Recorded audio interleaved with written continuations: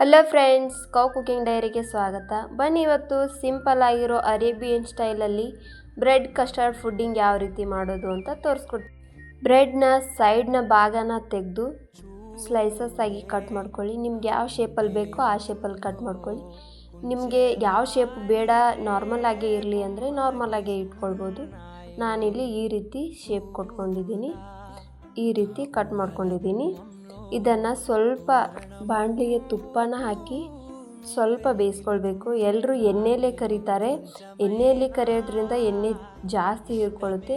ಅದಕ್ಕೆ ಬಾಣಲಿಗೆ ಸ್ವಲ್ಪ ತುಪ್ಪನ ಹಾಕಿ ಈ ರೀತಿ ಬೇಯಿಸೋದ್ರಿಂದ ಜಾಸ್ತಿ ಏನು ಹೀರ್ಕೊಳ್ಳೋದಿಲ್ಲ.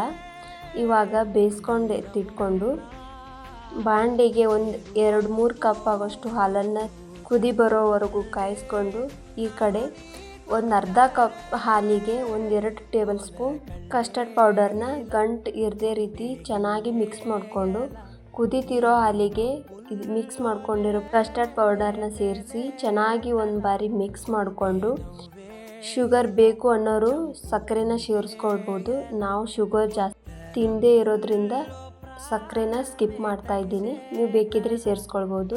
ಇವಾಗ ಸ್ವಲ್ಪ ಏಲಕ್ಕಿ ಪುಡಿ, ಸಣ್ಣದಾಗಿ ಕಟ್ ಮಾಡ್ಕೊಂಡಿರೋ ಗೋಡಂಬಿ ಬಾದಾಮಿನ ಮಿಕ್ಸ್ ಮಾಡಿಕೊಂಡು, ಮೊದಲೇ ಬೇಯಿಸಿಟ್ಕೊಂಡಿರೋ ಬ್ರೆಡ್ನ 1 ಕಪ್ ನೀರಿಗೆ 3 ಟೇಬಲ್ ಸ್ಪೂನ್ ಸಕ್ಕರೆನ ಹಾಕ್ಕೊಂಡು, ಸಕ್ಕರೆ ಕರಗೋವರೆಗೂ ಅದನ್ನು ಕರಗಿಸಿರೋ ಸಕ್ಕರೆ ನೀರಿಗೆ ಬ್ರೆಡ್ನ ಅದ್ದಿ ಈ ರೀತಿ ಮೊದಲೇ ಮಾಡಿಟ್ಕೊಂಡಿರೋ ಮಿಲ್ಕ್ ಕಸ್ಟರ್ಡ್ನ ಇದಕ್ಕೆ ಸೇರಿಸಿದ್ರೆ ಅರೇಬಿಯನ್ ಸ್ಟೈಲಲ್ಲಿ ಬ್ರೆಡ್ ಕಸ್ಟರ್ಡ್ ಫುಡ್ಡಿಂಗ್ ರೆಡಿ. ಈ ವಿಡಿಯೋ ಇಷ್ಟ ಆಗಿದ್ರೆ ಸಬ್ಸ್ಕ್ರೈಬ್ ಮಾಡೋದನ್ನು ಮರಿಬೇಡಿ.